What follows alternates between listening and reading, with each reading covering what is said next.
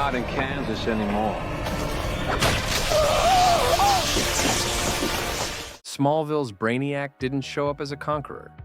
He showed up as clarity, as guidance, and as the one person who seemed to understand Clark when Krypton felt confusing and humanity felt limiting. By the time Clark realized what Brainiac really was, it had already cost him. Today, we're breaking down Smallville's version of Brainiac, how the show reimagined him, how he manipulates Clark through deception instead of domination, and why this might be the most psychologically dangerous version of Brainiac ever put on screen.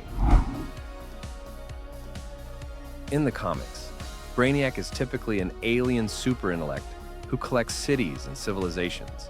He's a cosmic conqueror. Smallville reworks him completely. In the show, Brainiac is Kryptonian artificial intelligence, originally designed to preserve Krypton's knowledge and assist Jor-El. Because now Brainiac isn't an outsider invading Clark's world. He's a corrupted piece of Clark's heritage. He understands Krypton. He understands Jor-El's systems. He knows things Clark doesn't. And when Clark's already frustrated with Kryptonian expectations, Brainiac doesn't confront that frustration. He exploits it. This Brainiac isn't interested in conquest first. He's interested in influence. Brainiac steps into a role Clark didn't even realize was open. At this point in Clark's life, his relationship with Jor-El is strained.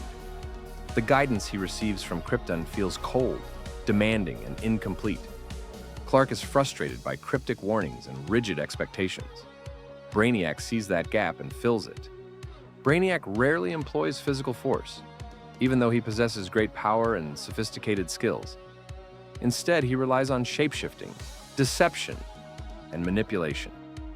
He doesn't overpower people. He impersonates them. He inserts himself into Clark's emotional world and lets Clark make decisions that serve Brainiac's goals. That's the defining trait of Smallville's Brainiac. He weaponizes trust. Brainiac first takes the form of Dr. Milton Fine. Not a warlord, not a monster, a professor, a guide. He positions himself as someone who understands Krypton better than Clark does. He validates Clark's doubts about Jor-El. Where's the vaccine? He presents Kryptonian destiny as clarity rather than control. This makes Brainiac feel safe. He's offering understanding instead of just barking orders. But behind that mentorship is strategy. As Milton Fine, Brainiac attempts to manipulate Clark into becoming a Kryptonian vessel for Zod. He pushes Clark towards embracing Kryptonian purpose over human connection. He also works to destroy the Fortress of Solitude, the one place Clark can safely interpret his heritage. He doesn't attack Clark physically. He reshapes Clark's environment. Brainiac's manipulation goes even deeper. He takes the form of the deceased Jonathan Kent. This is not random. Jonathan represents Clark's moral compass, his humanity, his grounding. Brainiac uses that form to try and convince Clark to kill Lionel Luthor, who at that time serves as Jor-El's oracle. That is psychological warfare. He weaponizes Clark's grief. He impersonates the person Clark trusts most and attempts to redirect Clark's moral boundaries. Then, he escalates again. Brainiac takes the form of Lionel Luthor to convince Clark to use Daxter's shield to find blue kryptonite, and in doing so, reveal the location of Daxter himself. Each impersonation has purpose, and each deception targets Clark's trust system. When persuasion isn't enough, Brainiac turns ruthless. And this is where Smallville's version becomes terrifying. He infects Martha Kent with a deadly Kryptonian disease. This isn't just harm, it's symbolic. Clark's human foundation is attacked using Kryptonian technology. His two worlds collide in the worst possible way. Then, Lana. Brainiac puts her into a paralyzed state of simultaneous pain and awareness. She is conscious and trapped. Clark can't comfort her without knowing she's suffering internally. Then, Chloe. He does the same to her. Paralysis, awareness, violation. Chloe, Clark's closest ally, becomes a trapped mind inside her own body. Then Kara. Brainiac sends her to the Phantom Zone and takes her place. He literally replaces family. Notice the pattern. He doesn't attack randomly. He attacks anchors.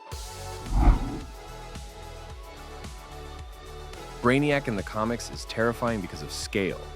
Smallville's Brainiac is terrifying because of intimacy. He doesn't just shrink cities. He infiltrates Clark's identity. He impersonates Clark's father. He replaces Clark's cousin. He infects Clark's mother. He paralyzes Clark's loved ones. He tries to turn Clark into a vessel. This isn't just a villain. It's a systematic dismantling of Clark's life and support system. At his core, Brainiac represents power without compassion. He values efficiency over empathy, destiny over choice, outcomes over people. Clark's journey in Smallville is about choosing humanity deliberately. Every time Brainiac harms someone Clark loves, Clark is forced to confront the consequences of cold logic. Brainiac offers clarity without conscience. Clark rejects it. That rejection becomes foundational to the hero Clark will eventually become. Brainiac's impact doesn't end when he's defeated.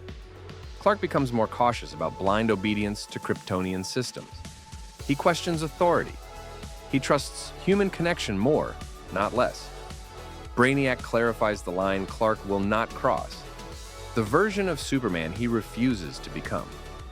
That's why Smallville's Brainiac works. He isn't just a threat to the world. He's a threat to who Clark might have become. Smallville's Brainiac isn't remembered because of destruction. He's remembered because of deception.